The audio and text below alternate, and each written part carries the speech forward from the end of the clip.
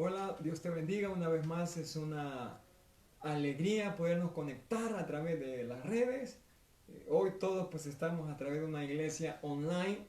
Sabemos que el edificio es importante, pero nosotros como piedras vivas conformamos el cuerpo de Cristo. Así que qué bueno que podemos a través de este medio llegar a cada uno de sus hogares, de donde quiera que se encuentren, con oración, con la palabra del Señor, y háganos llegar sus peticiones. Ya gente nos ha hecho llegar sus necesidades por las cuales hemos estado orando.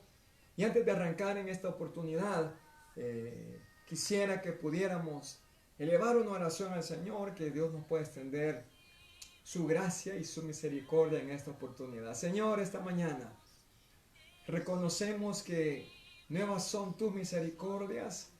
Señor, gracias porque podemos venir a tu presencia, entrar a tus atrios con acción de gracias, con alabanza. Señor, que estás en los cielos, oramos este día. Que nos perdones nuestras iniquidades, que arranques nuestras culpas. Señor, que podamos acercarnos delante de ti confiando y creyendo que al que a ti viene no le echas fuera. Oramos, Señor, que este día que nos estamos conectando, millones alrededor del mundo, Señor, a través de redes sociales, están adorando, te están clamando, están, Señor, exponiéndose a tu palabra. Oramos que en medio de toda esta situación de adversidad, te glorifiques, tu palabra pueda correr, tu palabra pueda llegar a los rincones de la tierra, tu palabra, Señor amado, puede impactar los corazones, tu palabra puede ser predicada, enseñada, Señor de gloria, y llegar a los confines de la tierra. Señor, te adoramos. Eres precioso, eres bueno, Señor. Hermano, adórele esta mañana al Rey de Reyes. Declare que Él es bueno, declare que su palabra es fiel y verdadera, que Él no nos ha dejado en medio de las adversidades, de las circunstancias en las que hoy estamos viviendo. Permitamos que el Espíritu Santo mueva nuestros corazones, opere milagros, Señor. Eres precioso, eres grande, Señor. Te alabamos y te bendecimos, Señor. Te adoramos, Señor, te adoramos. Oh, mi Dios, una vez más extiende tu misericordia. Mueva tu mano a favor de niños, de jóvenes, de adultos, Señor. Mueva tu mano, Señor, en aquellos que están en angustia y necesidad. Mueva su mano en aquellos que están en angustia por finanzas. Señor amado, glorifíquese, glorifícate, glorifícate. Señor, te proclamamos como el Rey de las naciones. Te proclamamos como el Rey que viene pronto. Te proclamamos, Señor, proclamamos tu señoría en nuestras vidas. Oh, bendito eres, Señor. Gracias esta mañana, porque sabemos que somos tus hijos y que somos aceptos en el amado Señor. Oh, gracias, Señor, gracias en esta oportunidad. Eres bueno, Señor, eres bueno. Tu palabra, Señor, ayúdanos a exponerla, a entenderla, a comprenderla. Que tu Espíritu Santo haga algo en nuestras vidas hoy, Señor. Oh, gracias, gracias, Señor. En el nombre de Jesús. Eres bueno, Señor, eres bueno. Gracias, Señor, gracias. Amén. Qué bueno estar reunidos una vez más. Espero tengan su teléfono a la mano, su Biblia, y juntos podamos edificarnos a través de la reflexión de la palabra del Señor. Hubo personajes importantes o trascendentes en la Biblia que realmente podemos aprender de cada uno de ellos. Hay circunstancias en la Biblia, lugares específicos, los cuales para Israel fueron importantes. La Biblia, desde el Génesis al Apocalipsis, para nosotros tiene una pertinencia trascendente porque es la palabra de Dios. Y la palabra de Dios jamás cambiará en los tiempos, en las circunstancias. Entonces vemos en la Biblia un hombre, un rey llamado Naamán. Eso está en el segundo libro de Reyes, en el capítulo 5. La Biblia describe que Naamán era poderoso, pero tenía una circunstancia física, y es que él tenía lepra. Nehemías dice, busquemos a alguien.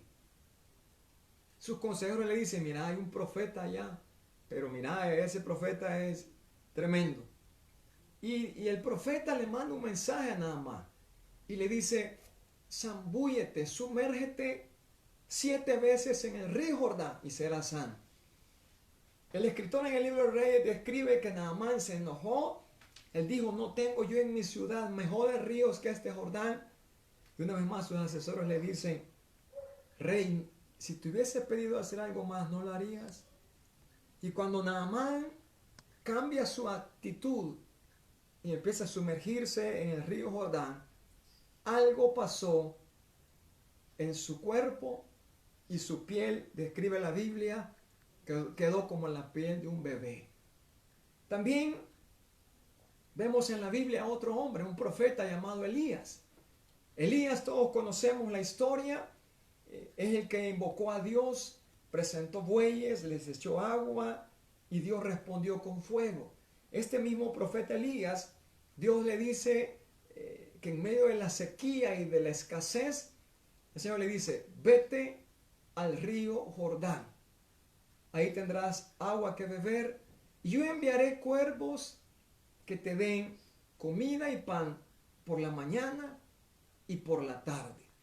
Y vemos a este profeta Elías que se fue para el río Jordán y estuvo ahí.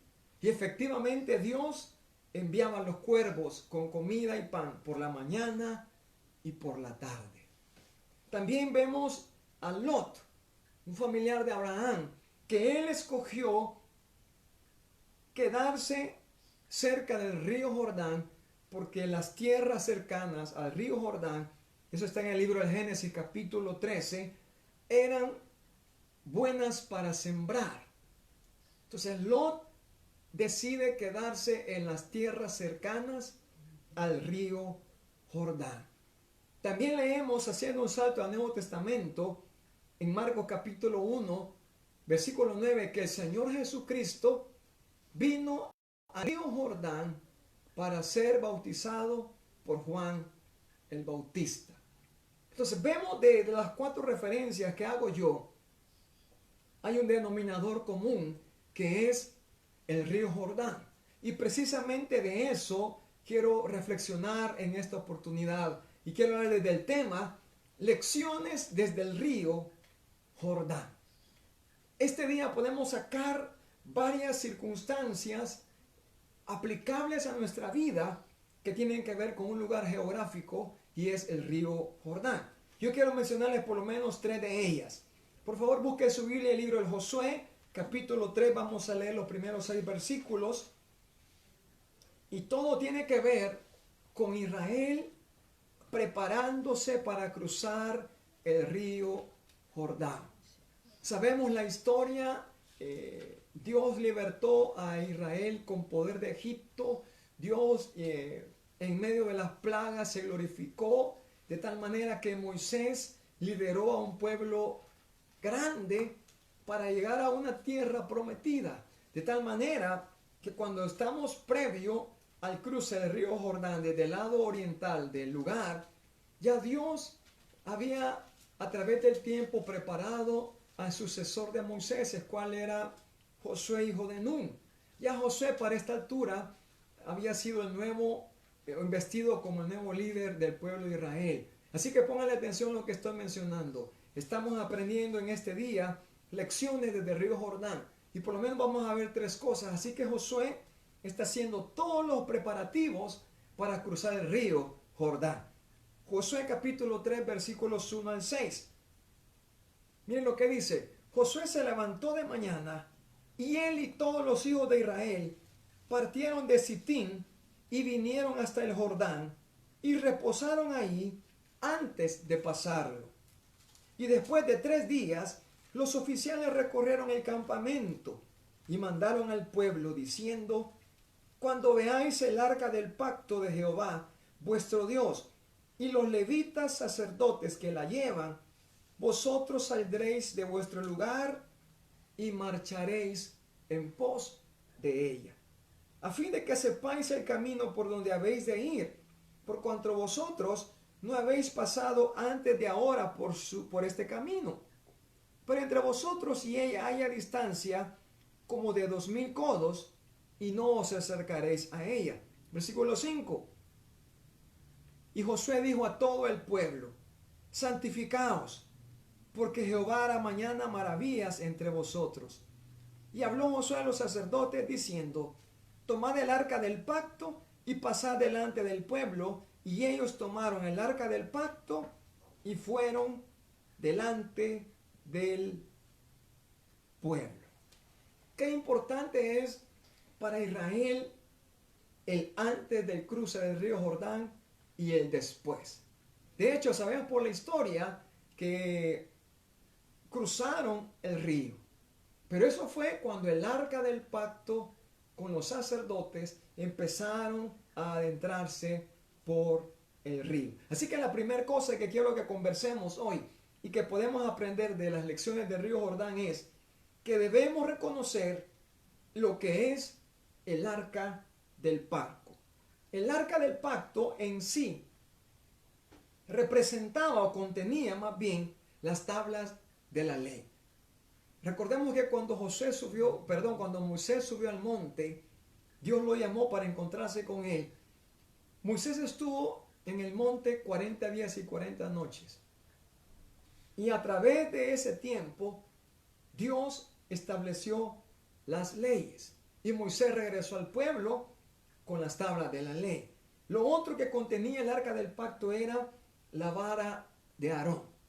Cuando Israel se rebelaba, cuando Israel se puso rebelde, la instrucción de Moisés fue que cada uno de los representantes de las tribus trajera una vara. Y también pusieron la vara del sacerdote Aarón. Pero la vara que reverdeció de todas fue la vara de Aarón. De tal manera que también en el arca del pacto, como testimonio y recuerdo, había la vara de Moisés, la vara de Aarón. También en el arca del pacto o en el cofre de la ley, como también se le conoce, había una porción de maná.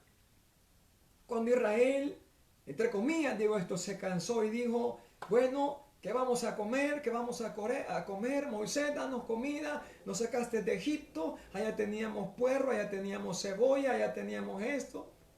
Y Dios le dice: le vamos a dar comida. Prepárense. Así que un día describe la Biblia que la tierra amaneció cubierta por un elemento al cual le pusieron maná. Así que a través del maná, cada día tenían que recoger una porción y comerla. No podían guardarla. Así que el arca del pacto o el cofre contenía las tablas de la ley, la vara de Aarón y una porción de maná. Entonces, ¿por qué debemos reconocer el arca del pacto? Porque el arca del pacto representa el trono de Dios. Muchas veces, por nuestra situación quizás moral, por nuestra falta de un acercamiento a Dios, creemos que no podemos venir a la presencia de Dios. Pero cuando nos damos cuenta que Dios es un Dios de cerca y no un Dios de lejos, usted y yo podemos recurrir al trono de Dios, al trono de la gracia, para alcanzar un oportuno socorro. Cuando reconocemos el arca del pacto, también tenemos que ver que para Israel, cuando Dios iba a hablar al pueblo, había un fuego y una nube que descendía sobre el arca del pacto, de tal manera que el pueblo de Israel reconocía que era la presencia divina. Llegó un momento en que Israel solo se humillaba, se postraba en el rostro, porque sabían que cuando la presencia de Dios descendía en el arca, es que Dios se iba a hablar. Y cuando vemos que Josué, en la lectura que tuvimos, les dice, prepárense, santifíquense, mañana vamos a cruzar. Pero la instrucción fue, espérense a que los sacerdotes carguen el arca del pacto. Cuando el arca entre, nosotros seguimos. Y es porque la presencia de Dios Dios anhela tener comunión con nosotros. La Biblia en el Nuevo Testamento dice de que el Señor Jesucristo vino a buscar y a salvar lo que se había perdido. Si usted se siente lejos, si usted se siente apartado, al final de esta reflexión, juntos haremos una oración, de manera que usted puede entregar su vida a Cristo o reconciliarse con Él. Además, ¿por qué Israel debe reconocer el arca del pacto y por qué para nosotros es importante? Porque el acta del pacto nos muestra a un Dios misericordioso y a un Dios perdonador. Mire qué importante es reconocer el arca del pacto. Dios es un Dios misericordioso. Por la bondad de Jehová no hemos sido consumidos.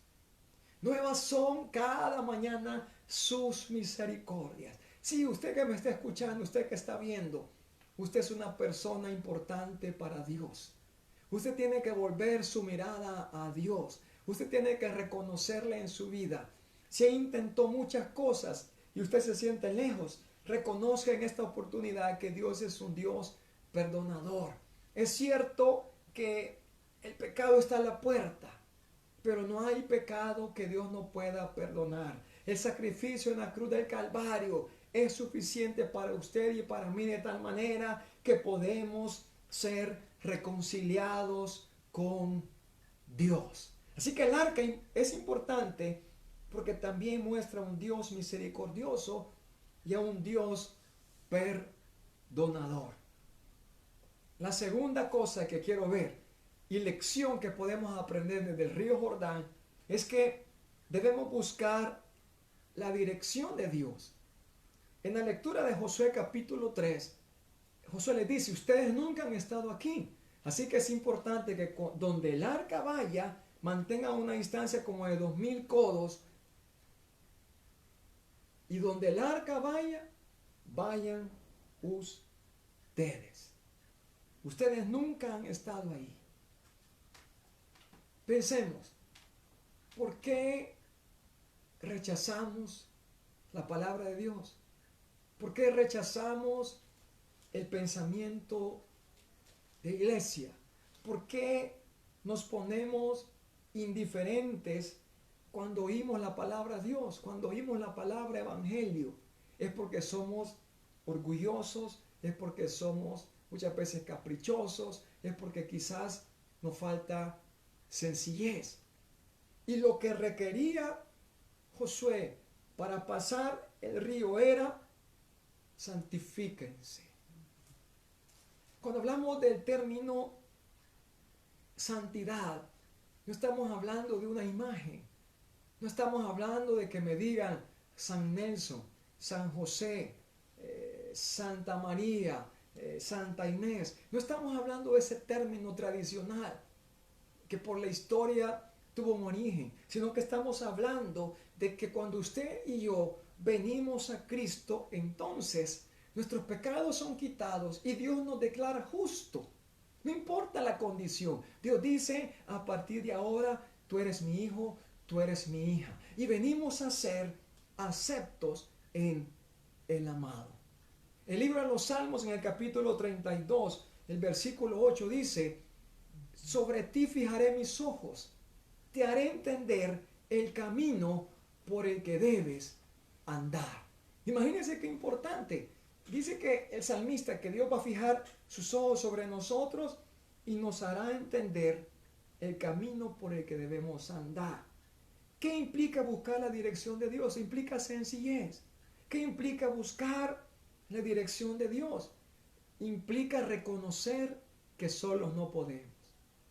Cuando insistimos en nuestro ego, en nuestro propio criterio, cuando insistimos en la experiencia de la vida, cuando ponemos nuestra confianza en un título académico, cuando ponemos la confianza en lo que quizás poseemos, eso nos mantiene lejos de Dios, nos impide buscar la dirección de Dios. La circunstancia actual nos ha mostrado de manera global que tanto un país en desarrollo o en vías de desarrollo ha quedado expuesto ante una crisis como la que hoy estamos viviendo. Los grupos G7, G20, el desarrollo tecnológico ha mostrado de que aún la ciencia y la tecnología se ha vuelto incapaz de manejar la situación actual. Ni aún las potencias económicas han quedado atadas de manos ante esta situación. Vemos miles de contagios, vemos miles de muertos. Todas las potencias se han puesto a buscar una solución, pero también tenemos que reconocer que no se ha buscado a Dios.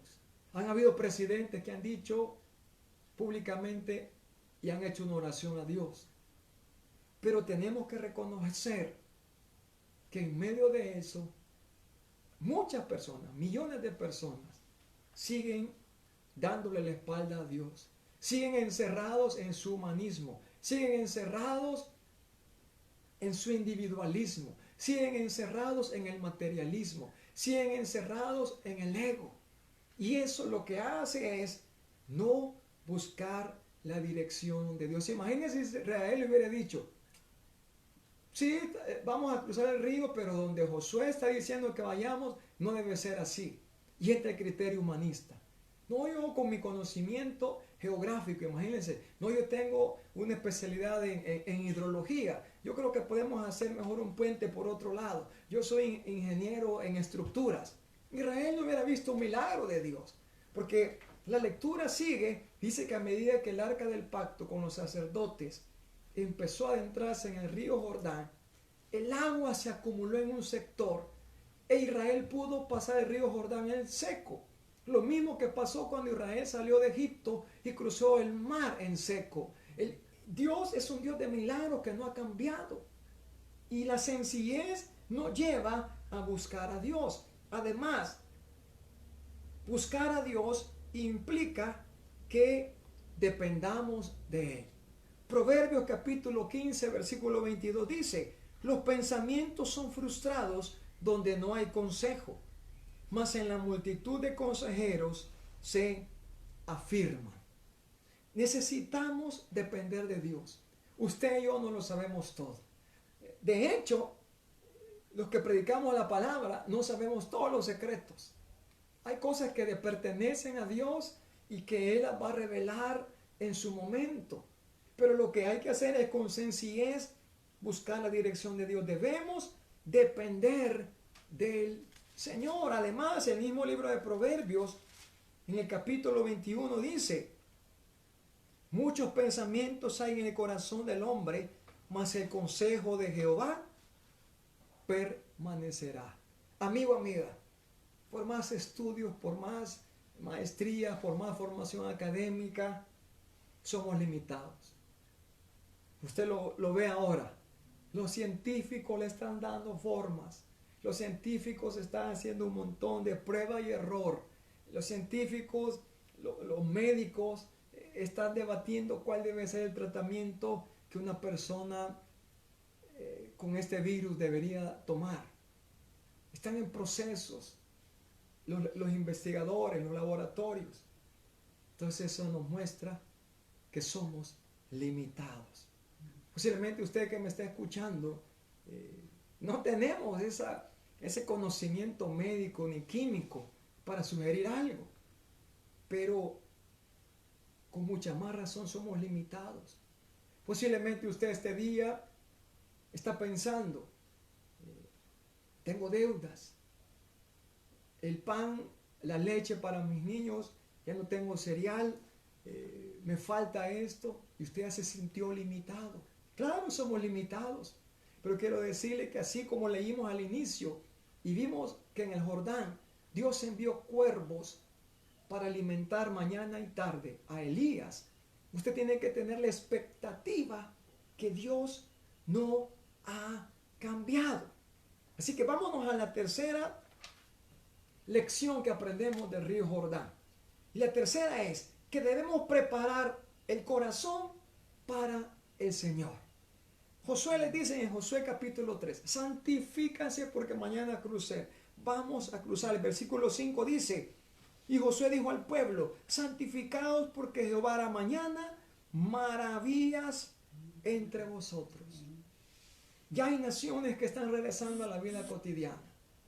Para aquellos que están afanados que cuando empieza la Premier, la Liga Española, cuando se reanuda la Champions, se está hablando de mayo y junio. Y eso es la otra semana.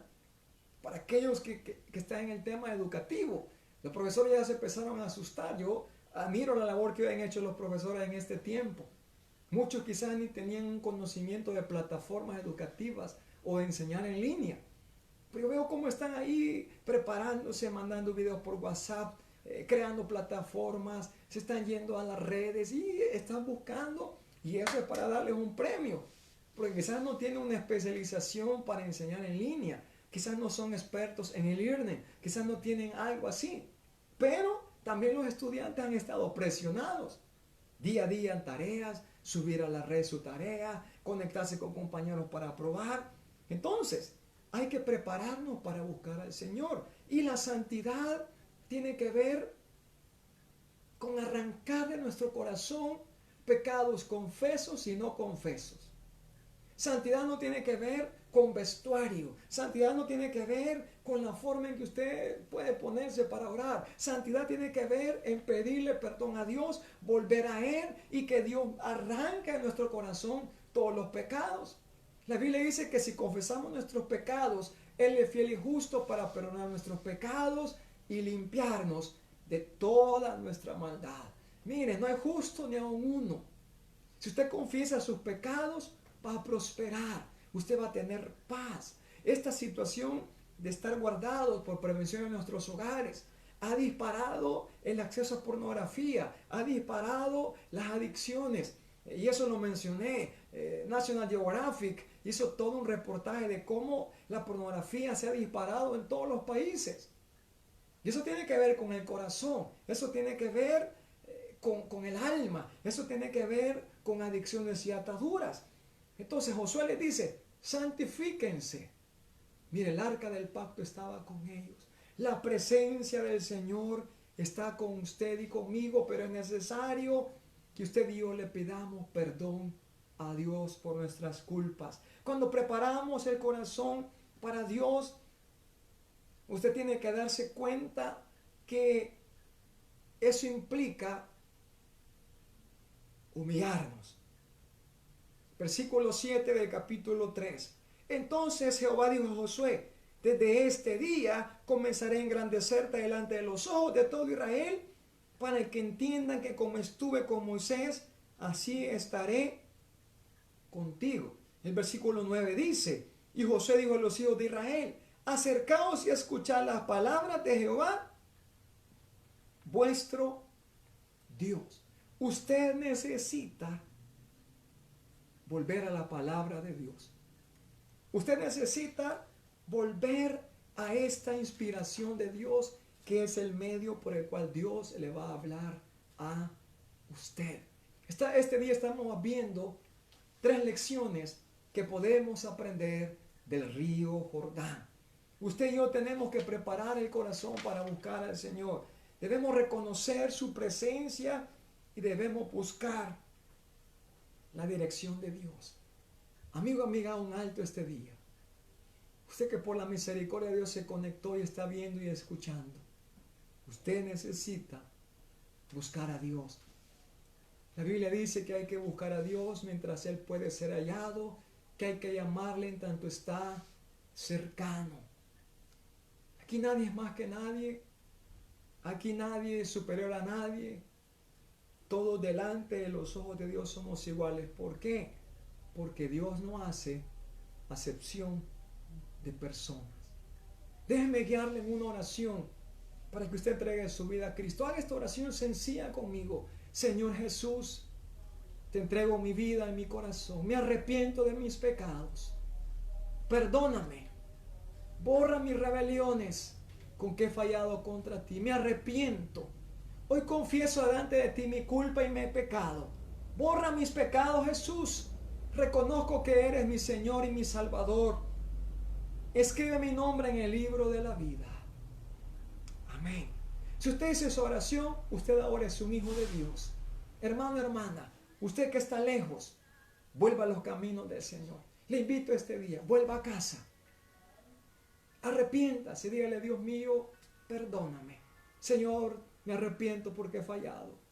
Un día te conocí, un día vine a ti, pero he vuelto atrás. Hoy, como el hijo pródigo, reflexiono y reacciono que te necesito, que tengo que buscarte, que tengo que santificarme, que tengo, Dios mío, que reconocer tu presencia en mi vida. Por mí, por mi familia, hoy vengo a ti una vez más. Perdóname, Señor. Una vez más, Señor, quiero reconciliarme contigo. Oh, Espíritu Santo, ahora haga milagros, extienda su mano en el nombre de Jesús. Espíritu Santo, ahora. Espíritu de Dios, toca los corazones, restaura familias, restaura matrimonios, Señor amado, en el nombre de Cristo. Extiende tu misericordia, extiende tu gracia. Nuevas son cada mañana, Señor. Que podamos volver a ti. El que a ti viene, tú no le echas fuera, Señor. Oro, Señor, por las naciones de la tierra. En el nombre de Cristo, tenga misericordia. Tenga misericordia, que nos volvamos a ti, Señor. En el nombre de Jesús. Gracias, Señor, gracias este día, porque eres bueno. Amén. Hemos visto lecciones desde el río Jordán. No sea como Naamán, que se puso orgulloso y dijo: ¿para qué me voy a meter a ese río? Vuélvase a Dios. Como hizo Elías. Esperó en el río Jordán a que Dios enviara los cuervitos de mañana y de tarde. Usted está angustiado quizás por deudas, cosas por pagar, por su familia. Lo primero es la eternidad de su vida. Lo primero es la sanidad de su alma. Ha sido una bendición estar con ustedes.